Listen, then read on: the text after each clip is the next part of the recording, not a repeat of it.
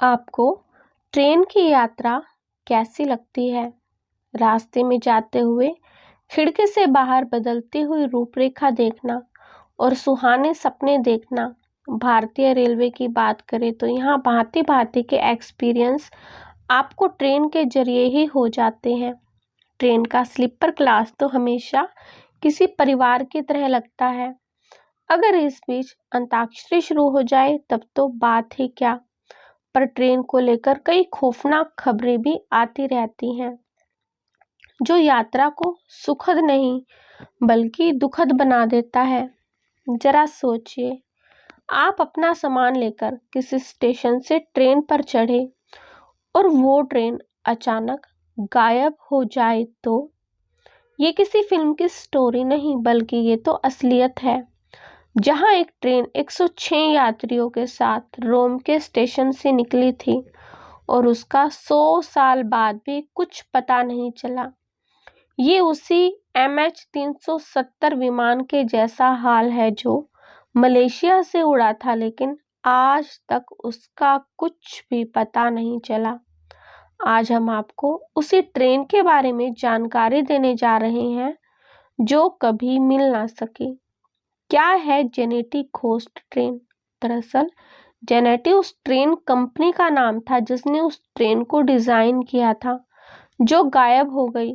और ये कहानी है 1911 की, जहां एक ट्रेन हवा में गायब हो गई और अभी तक उसके बारे में कुछ भी पता नहीं किया जा सका।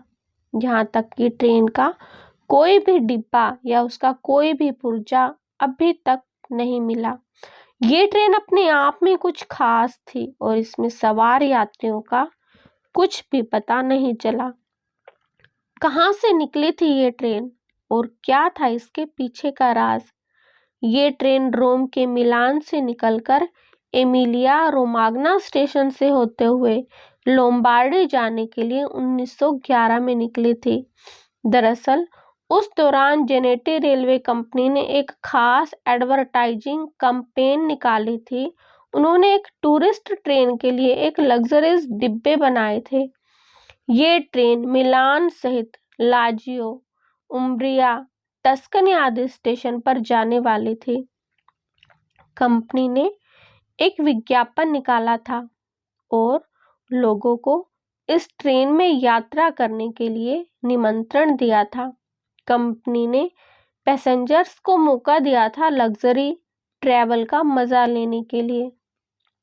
उस दौरान एमिलिया से लेकर लोम्बार्डी तक के बीच में 1 किलोमीटर से ज्यादा एक लंबी सुरंग थी।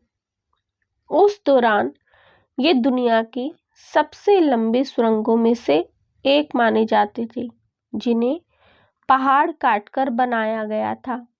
जेनेटी ने 100 पैसेंजर्स स्थानीय अपर क्लास फैमिली से चुने और 6 अन्य लोग जो ट्रेन में स्टाफ के तौर पर रहे।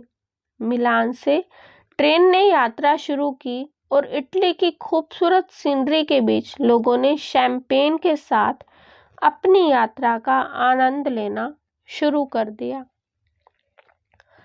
सब कुछ अच्छा जा रहा था और ट्रेन जब सुरंग के अंदर घुसने वाली थी तो वहां कुछ लोग मौजूद थे जो उस ट्रेन को देखने आए थे।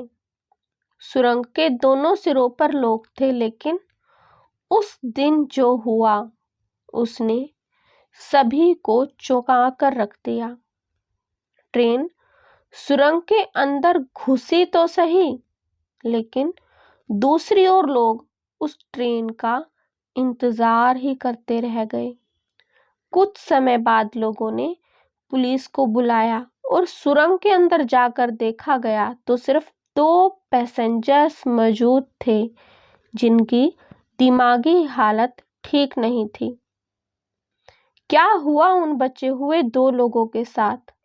जो 2 पैसेंजर्स उस दिन उस ट्रेन से बच गए थे, उनमें से एक ने कुछ भी नहीं कहा और जल्दी ही उसकी मौत हो गई। दूसरे ने कहा कि उसने सुरंग में घुसते ही एक अजीब सी आवाज सुनी थी। और फिर सफेद धुंध छा गई थी।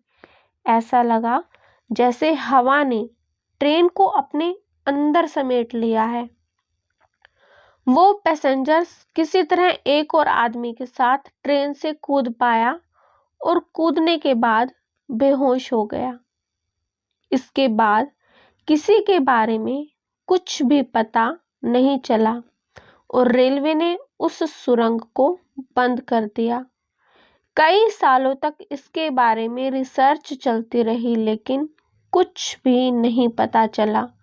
कई लोग टाइम ट्रैवल और ना जाने कैसे कैसे थ्योरीज बनाते रहे लेकिन एक बहुत ही विचित्र चीज थी कि मॉस्को के एक साइकियाट्रिस्ट का ये कहना था कि 1800 के बाद कुछ डॉक्यूमेंट पढ़ने के बाद उन्हें पता चला कि मॉस्को के कैपिटल के एक अस्पताल में 104 इटालियंस अजीबोगरीब दिमागी हालत में मिले थे।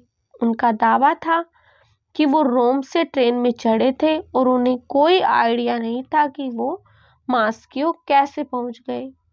इस तथ्य ने टाइम ट्रैवल की स्टोरी को और भी ज़्यादा फेमस कर दिया लेकिन असल में क्या हुआ इसके बारे में किसी को भी नहीं पता।